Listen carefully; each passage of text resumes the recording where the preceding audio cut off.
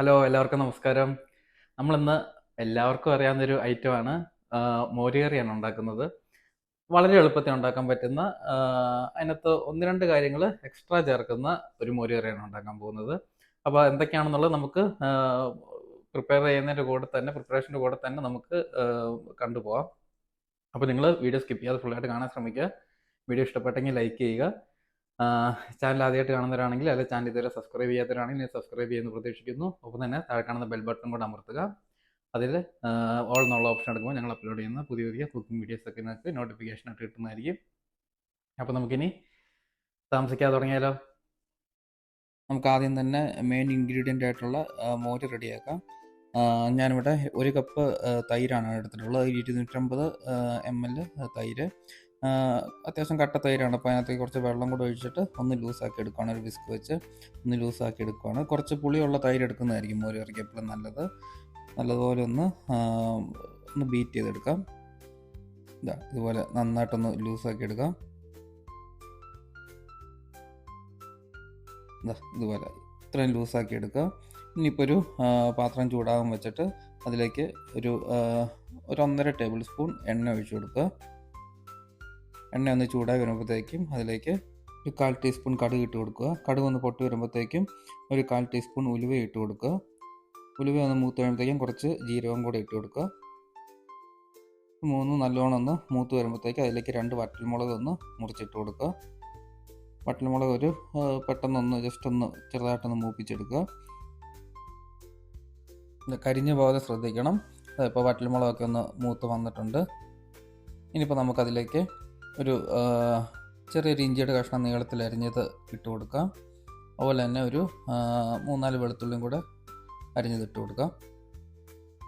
ഇനിയിപ്പോൾ നമുക്കതൊന്ന് അതിൻ്റെ ഒരു പച്ചമണം മാറുന്നോടം വരെ ഒന്ന് ജസ്റ്റ് ഒന്ന് മൂപ്പിച്ചെടുക്കുക. അതിനുശേഷം അതിലേക്ക് നമുക്ക് ഒരു 3 പച്ചമുളക് കീറിയത് ഞാൻ ഇട്ട് കൊടുക്കുന്നുണ്ട്, നടുവ കീറിയത്. അതിൻ്റെ കൂടെ കുറച്ച് കറിവേപ്പില, ഒരു തണ്ട് കറിവേപ്പില, ഒരു സവോളയുടെ പകുതി അരിഞ്ഞത് ഇട്ട് കൊടുക്കുന്നുണ്ട്. ഇനിയിപ്പം സവോളയൊക്കെ ഒന്ന് ബ്രൗൺ ആവുന്നോടം വരെ നമുക്കൊന്ന് ജസ്റ്റ് ഒന്ന് മൂപ്പിച്ചെടുക്കാം.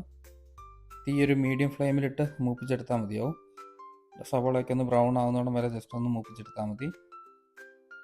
ഇതിപ്പോൾ സവോളയൊക്കെ ഒരു ബ്രൗൺ കളർ ആയിട്ടുണ്ട്. ഇനിയിപ്പോൾ അതിലേക്ക് ഒരു 1/4 ടീസ്പൂൺ മഞ്ഞൾപ്പൊടി ഇട്ട് കൊടുക്കുക. ഒരു 1/4 ടീസ്പൂൺ മുളക് പൊടിയും കൂടി ഇട്ട് കൊടുക്കുക. ഇനിയിപ്പോൾ നമ്മൾ ചേർക്കുന്നത്, എൻ്റെ അമ്മയാണ് പറഞ്ഞത്, ഒരു 1/4 ടീസ്പൂൺ കുരുമുളക് ചതച്ചും കൂടി ഇട്ട് കൊടുക്കാനായിട്ട് മോര് കറിക്കകത്ത് നല്ല ടേസ്റ്റ് ആയിരിക്കും എന്ന് പറഞ്ഞു. നമുക്ക് എന്തായാലും ഒന്ന് ട്രൈ ചെയ്ത് നോക്കാം എങ്ങനെയുണ്ടെന്നുള്ളത്. ഞാൻ അതും കൂടി ഇട്ട് കൊടുത്തിട്ട് ഇത് മൂന്നിൻ്റെയും കൂടെ ഒന്ന് പച്ചമണം മാറുന്നോണം വരെ ഒന്ന് മൂപ്പിച്ചെടുക്കാം. പെട്ടെന്നൊന്ന് മൂപ്പിച്ചെടുക്കുക. ഇപ്പോൾ അതിൻ്റെ പച്ചമണമൊക്കെ മാറിയിട്ടുണ്ട്. പൊടിയൊക്കെ ഒന്ന് മൂത്ത് വന്നിട്ടുണ്ട്. ഇനിയിപ്പോൾ അതിലേക്ക് നമ്മൾ നേരത്തെ കലക്കി വെച്ചിട്ടുള്ള മോരൊഴിച്ച് കൊടുക്കുക. തീ ഒരു കാരണവശാലും കൂട്ടിയിടരുത്. മോരൊക്കെ ഒഴിച്ച് കൊടുത്തിട്ട് നമ്മൾ നിർത്താതെ ഒന്ന് ഇളക്കി കൊടുക്കുക. നമുക്ക് മോര് ചെറുതായിട്ടൊന്ന് ചൂടായി വന്നാൽ മതി, തിളയ്ക്കേണ്ട കാര്യമില്ല. തിളച്ച് കഴിഞ്ഞാൽ അത് പിരിഞ്ഞു പോകും.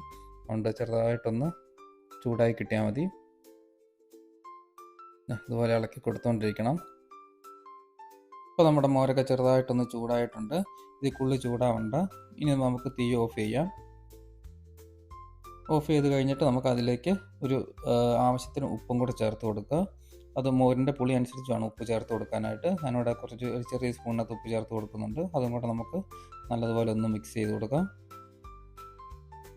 ഇതുപോലെ നല്ലതുപോലെ ഒന്ന് മിക്സ് ചെയ്ത് കഴിയുമ്പോൾ നമ്മുടെ ഈസി മോര് കറി ഇവിടെ റെഡി ആയിട്ടുണ്ട്.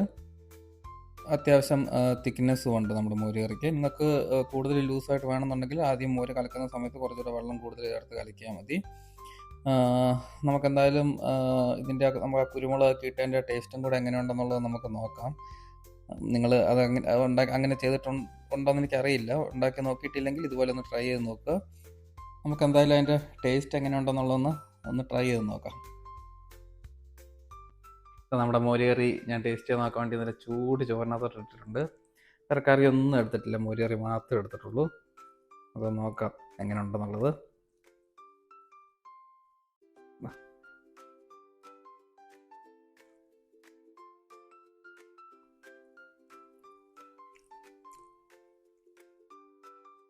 പുളിയൊക്കെ കറക്റ്റ് കേട്ടോ.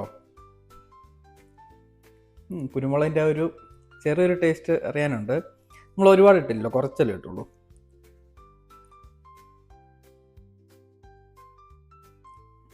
ഉപ്പ് കുറച്ചുകൂടെ ആവാമെന്ന് എനിക്ക് തോന്നുന്നുണ്ട്.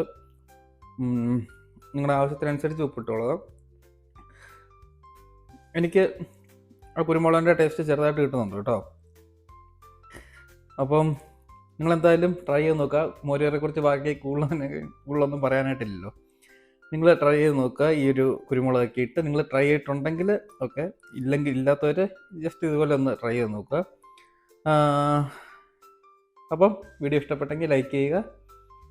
ചാനൽ ആദ്യമായിട്ട് കാണുന്നവരാണെങ്കിൽ ചാനൽ ഇതുവരെ സബ്സ്ക്രൈബ് ചെയ്യാത്തവരാണെങ്കിൽ ഇനി സബ്സ്ക്രൈബ് ചെയ്യുമെന്ന് പ്രതീക്ഷിക്കുന്നു. ഒപ്പം തന്നെ താഴെ കാണുന്ന ബെൽ ബട്ടൺ കൂടെ അമർത്തുക. അതിൽ ഓൾ എന്നുള്ള ഓപ്ഷൻ എടുക്കുമ്പോൾ ഞങ്ങൾ അപ്ലോഡ് ചെയ്യുന്ന ചെറിയ ചെറിയ കുക്കിംഗ് വീഡിയോസൊക്കെ നിങ്ങൾക്ക് നോട്ടിഫിക്കേഷനായിട്ട് കിട്ടുന്നതായിരിക്കും.